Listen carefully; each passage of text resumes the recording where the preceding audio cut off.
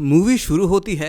हम किम नाम के एक फायर फाइटर को देखते हैं जो एक दिन एक जलती हुई इमारत से एक छोटी लड़की को बचाने के लिए कूद जाता है। गिरने के बाद वो तुरंत उठकर खड़ा हो जाता है और उस लड़की के पास जाता है, पर जब वो उस लड़की को पुकारता है तो लड़की उसे सुनती नहीं और अपने परिवार के साथ यहाँ से चली जाती है। किम कुछ समझ नहीं पाता, तभी वो अपना नाम सुनता है और पीछे मुड़कर देखता है तो उसकी नजर पास में खड़े दो लोगों पर पड़ती है। इससे पहले कि वो कुछ समझ पाता, वो देखता है कि उसके साथी किसी के लाश के पास खड़े हैं। जब वो उसके पास जाता है तो उसे पता चलता है कि वो लाश दरअसल उसी की है, जिसे देखकर किम बहुत डर जाता है। जब वो दो लोग उसके पास आते हैं और अपना परिचय हियो वॉन मिक और लीडियो के रूप में देते हैं, वो उसे बताते हैं कि वो मर चुका है और वो यहाँ उसे नरक में उसके खिलाफ दर्ज होने वाले मामलों से लड़ने में मदद करने आए हैं। किम एक आखिरी बार अपनी माँ से मिलना चाहता है, लेकिन हेवेमिंग और लीडियोक उसकी एक नहीं सुनते और सीधे नरक में भेज देते हैं। वह उसे बताया जाता है कि उसके ऊपर 7 मुकदमे चलेंगे और फिर तय होगा कि उसे कहाँ जन्म मिलेगा।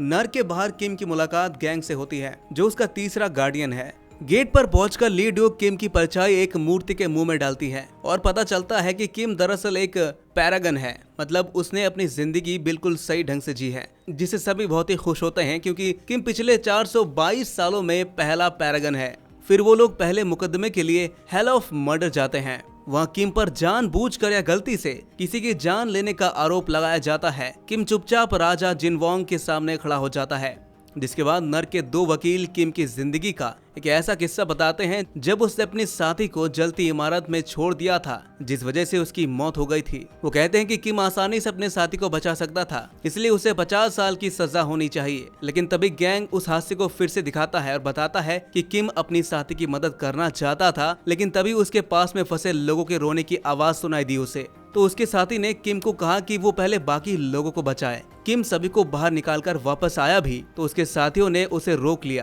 क्योंकि तब तक बहुत देर हो चुकी थी। वह गैंग जज को बताता है कि किम ने 8 लोगों की जान बचाने के लिए अपनी जान जोखिम में डाली थी, इसलिए उसे सजा नहीं मिलनी चाहिए। जिनवोंग किम की बहादुरी से बहुत खुश होता है और उसे माफ कर देता है। अब किम अपने अगले मुकदमे में जाता है, जो बहुत ही अजीब होता है। जगह तो देखने में बहुत खूबसूरत है, लेकिन यहाँ आत्माओं को उनके बुरे कर्मों की सजा दी जाती है, जिनमें उन्हें मछलियों से भरे पानी में फेंका जाता है या क्रश के नीचे रखा जाता है। इस मुकदमे की रानी है शोगंग, जहां किम के इस मुकदमे का फैसला होने वाला था, जिसमें किम को अपनी पूरी जिंदगी की मेहनत का सबूत देना होगा ताकि वो ये साबित कर सके कि वो अपनी जिंदगी में आलसी नहीं था। तभी गैंग रानी को किम की जिंदगी भर की मेहनत के बारे में बताता है, जिसे सुनकर रानी बहुत ही खुश होती है। लेकिन जब रानी पूछती है कि किम इतना मेहनत क्यों करता था, तो किम जवाब देता है कि वो सिर्फ पैसे कमाना चाहता था, जिसे सुनकर रानी गुस्से में आ जाती है और तुरंत किम को पानी में फेंकने का आदेश देती है। लेकिन तभी गैंग बताता है कि किम के ऊपर बहुत सारी जिम्मेदारियां थी। वो अपनी बीमार माँ और छोटे भाई के लिए पैसे कमाता था।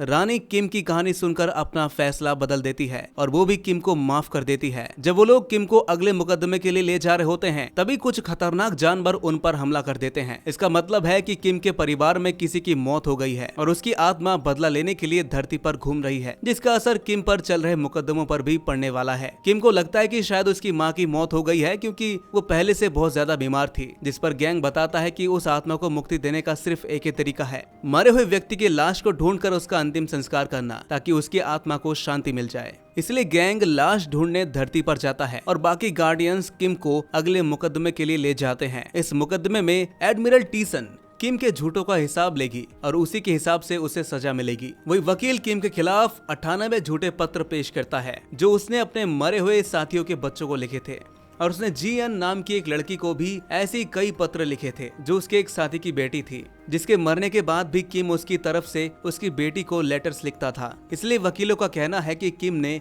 जियो के साथ धोखा किया है, जिस वजह से एडमिरल किम की जुबान काटने का आदेश देता है। लेकिन तभी गैंग किम के बचाव में कुछ और पत्र पेश करता है, जो किम ने अपनी बीमार माँ को लिखे थे। किम ने अपनी माँ से भी झूठ बोला था कि उसकी शादी हो चुकी है, लेकिन इस झूठ से उसकी माँ को जीने की उम्मीद मिली थी।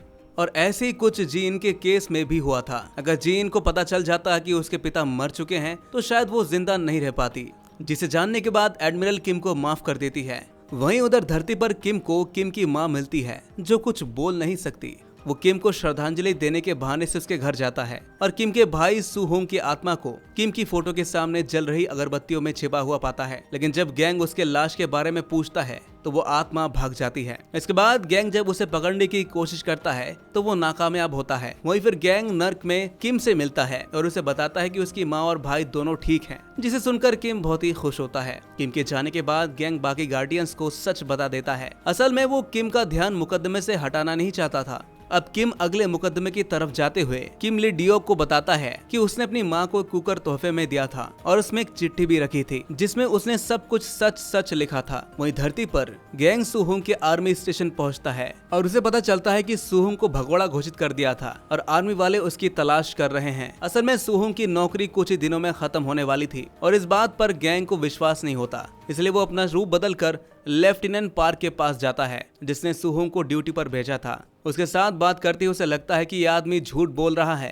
गैंग समय में पीछे जाता है और देखता है कि डॉन यंग बहुत ही घबराया हुआ है और ऐसी हालत में वो अपनी बंदूक की सेफ्टी पिन के साथ खेल रहा होता है क्योंकि उसे सुहोंग की नौकरी खत्म होने का बहुत दुख है। पर सुहोंग कहता है कि नौकरी खत्म होने के बाद भी तो उसे तो मिलने आता ही रहूंगा भाई।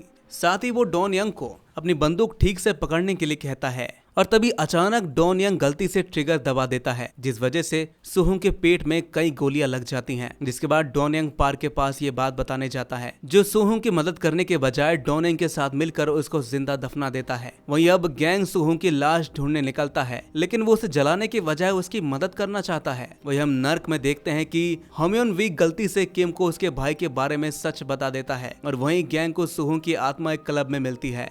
इसके बाद गैंग फिर दौड़ लगाता है और इस बार किसी तरह सुहोंग को पकड़ लेता है। गैंग चाहता है कि सुहोंग अपने भाई की मदद करे लेकिन सुहोंग किम से ज्यादा प्यार नहीं करता क्योंकि उसने पिछले 15 साल से अपने भाई को देखा तक नहीं था। दूसरी तरफ डॉन यंग सुहोंग के घर के बाहर एक नक्शा फेंकता है जो उसकी गूंगी माँ को मिलता है। असल में उस नक्शे में सुहोंग के लाश का पता होता है। वही सुहोंग की आत्मा भी ये सब देख रही होती है। डॉन को बहुत ही पछतावा होता है कि उसने गलती से अपने दोस्त को मार दिया था। उसी समय गैंग और सुहोंग भी यहाँ पर पहुँच जाते हैं और अपने दोस्त की ऐसी हालत देखकर सुहोंग गैंग से कहता है कि उसे बचा लिया जाए और गैंग मान जाता है। लेकिन वो सुहोंग को पहले ही बता देता है कि ये काम उन्हें मुश्किल में डाल सकता है। जिसके बाद गैंग सुहोंग की आवाज में एक गाना गाता है जो डॉन यंग का पसंदीदा गाना था और सुहोंग गैंग की मदद से डॉन यंग को बताता कि उसने उसे माफ कर दिया है, इसलिए उसे कोई भी गलत कदम उठाना नहीं चाहिए। वहीं दूसरी तरफ किम को एक और केस से बिना किसी मुश्किल के छोड़ दिया जाता है। इसके बाद उसे हेल ऑफ वायलेंस में भेजा जाता है जहां उस पर अपने छोटे भाई को पीटने का आरोप होता है। उसका भाई उसे कभी माफ नहीं कर पाया था, इसलिए गार्डियंस उसकी तरफ से कुछ नहीं बोल पाते। तब वे आपस में विचार करते हैं और एक कंबाइन ट्रायल की मांग करते हैं जिसका मतलब ये है कि किम को इस केस के साथ साथ अगले केस के आरोपों से भी अपना बचाव करना होगा। अगर वो इसमें सफल हो गया तो किम की सजा बढ़ जाएगी और तीनों गार्डियंस को भी उनके पद से हटा दिया जाएगा। इसके बाद वो तीनों अपने अगले मुकदमे के लिए आगे बढ़ते हैं जहां ये देखा जाना था कि आखिर किम अपने माता पिता की कितनी इज्जत करता था। वहां पहुंचने से पहले ही किम अपने गार्डियंस को बताता कि असल में वो एक अच्छा बेटा नहीं था। उसकी माँ अक्सर बीमार रहती थी और उनके पास मदद के लिए कोई भी नहीं था, जिससे परेशान होकर एक दिन किम ने अपने माँ को मारने की कोशिश भी की थी, जिसके बाद वो उसे पीट कर अपने घर से भाग गया। और अगर वो अपनी माँ को मारने में कामयाब हो जाता तो अगले दिन वो खाने में नींद की गोलियां मिलाने वाला था, जिससे शायद वो और उसका भाई भी मारा जाता, लेकिन सुहोंग ने उसे रोक लिया था। उधर गैंग सुहोंग की आत्मा को उसके शरीर में वापस डाल देता है। तभी सुहोंग की नजर अपनी मां पर पड़ती है जो गले में एक बोर्ड लटका कर अपने बेटे को ढूंढ रही थी। पर जैसे ही लेफ्टिनेंट पार्क की नजर उन पर पड़ती है तो वो तुरंत ही उन्हें यहाँ से भगा देता है। तभी सुहोंग की माँ पार्क को एक नक्शा दिखाती है जिससे पार्क बहुत ही गुस्सा हो जाता है और वो उसकी माँ को धक्का देकर नीचे गिरा देता है, जिसे देखकर सुहोंग इतना गुस्सा हो जाता है कि वो अपने आत्मा का रूप लेकर पार्क पर हमला कर देता है। वहीं इसके असर से नर्क में किम पर अजीब से राक्षस हमला कर देते हैं। इधर गैंग और सुहोंग को रोकने की कोशिश करता है। अब वो अकेला ये काम नहीं कर पाया तो वो होम्योविक को भी अपने मदद के लिए धरती पर बुलाता है, लेकिन इस लड़ाई की वजह से किम रेगिस्तान की मिट्टी में धंसता चला जाता है। अब उधर जब होम्योविक आखिर में पार्क को बचा लेता है तभी सुहोंग की नजर अपने भाई पर पड़ती है जो अब पूरी तरह से मिट्टी के नीचे धंस चुका था।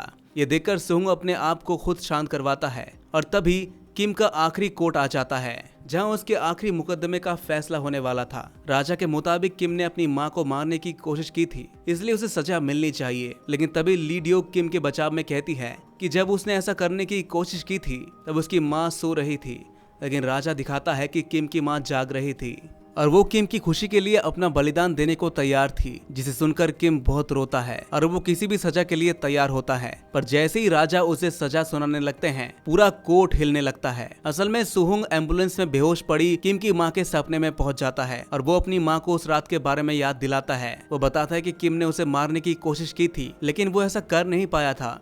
उसने पूरी जिंदगी इस पर पछतावा किया और उनकी जरूरतें पूरी करने के लिए मेहनत करता रहा। और अगर किम ऐसा नहीं करता तो उसके छोटे भाई और माँ ने तो वैसे भी भूख से मरना ही था, इसलिए वो अपने भाई को माफ कर देता है। इसके बाद वो पहली बार अपनी माँ को बोलते हुए सुनता है। वो कहती कि इन सब में सारी गलती उनकी ही थी, उन्हीं की वजह से उनके परिवार को इतनी परेशानियां झेलनी पड़ी। ये सब सुनकर नर का राजा किम के ऊपर से सारे आरोप हटा देता है और उसे स्वर्ग भेज देता है। अब हम मूवी के एंड में देखते हैं कि धरती से वापस आने से पहले कैंग किम की आखिरी ख्वाहिश पूरी कर देता है। वो उस राइस कुकर को उसकी माँ तक पहुँचा देता है और जब वो उसे खोलती है तो उसके अंदर किम की लिखी हुई आखिरी चिट्ठी होती है। और इसी के साथ ये मूवी यहीं पर खत्म हो जाती है। तो दोस्तों, कैसी लगी आपको ये कहानी कमेंट में जरूर बताइएगा और ऐसी मूवीज एक्सप्लेनेशन देखने के लिए हमारे इस चैनल को सब्सक्राइब जरूर कर लीजिएगा।